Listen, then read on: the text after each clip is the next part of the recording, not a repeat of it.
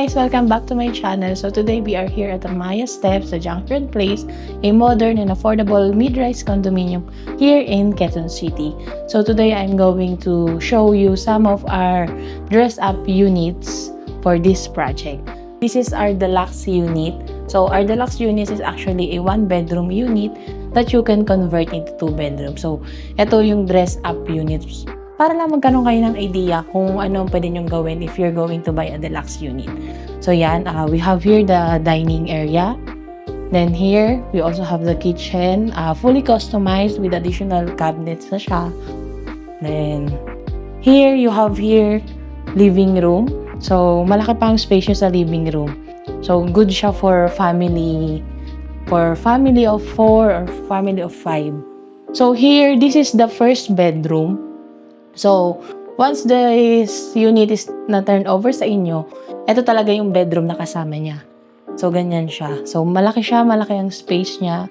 It's a very spacious bedroom. Then, the window is here on my right side. Malaki rin ang window natin. Para yung, kumbaga, yung light ng, natural light ng araw, pumapasok sa atin.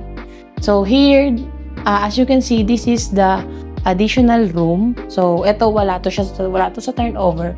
But if you want to put another room for your guests or for your office, yan.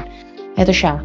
So, yan. You can add another bedroom. So, magiging total of 2 bedroom siya. So, this one is ano lang siya. The price is ranging for around 4.5 million only. And around 9,000 monthly. So yan, this is the bedroom, the bathroom. So we have here the washing machine. You can put your washing machine there, the sink, the toilet, and the shower. So yeah. So you can add your own cabinets. So that's all for our deluxe unit. This is actually our studio unit. So, dress-up unit siya. So, para may idea kayo. This unit is very perfect para sa mga young professional na gusto ng peace of mind, na gusto mag-solo, ganyan. So, pwede to.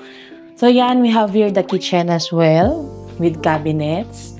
Then, here, we have here dine-in. So, it's a wall setup dine-in para mas makapag-save tayo ng space. So, pwedeng ganyan ang gawin nyo.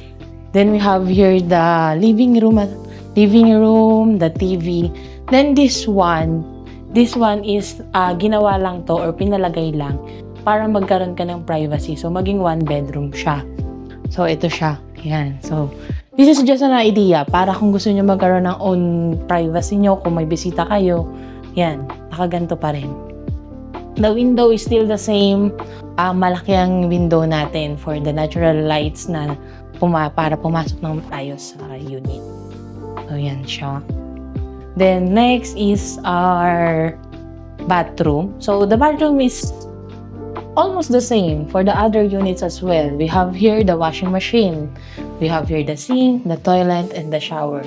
So, very space saver yung ginawa nilang dress up dito para at least magkaroon kayo ng idea. So, you can add more furnitures if you want. So, that's all for our studio unit. Okay, so guys, ito yung turnover unit namin. If you're going to buy here at the Maya Steps Junkyard Place, ito yung ma-turnover sa inyo. So, we have here the kitchen sink. Meron na tayong extra cabinet for your maybe materials, cleaning materials, and everything. Yan, meron na siyang. We also have the outlets na. If maglalagay kayo ng ref, dyan pwede siya. Then we also have here.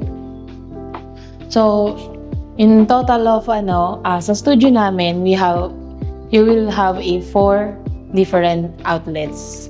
So, itong window, the window is bigger than the other projects we have para yung natural lights ng araw pumapasok sa unit natin. So, yan. Naka-vinyl tiles na siya. So, already standard finish na to. Kaya, hindi ka na magpapaayos pa. Maglalagay ka na lang ng gamit. then pwede ka na mag-move in. Then, here we have the bathroom. So, as you can see, our bathroom is spacious. We have the sink, the toilet, and shower area. Then, if gusto nyo maglagay ng washing machine, you can put your washing machine here. So, yan. PVC door na rin siya. So, yan ang, this is our studio unit.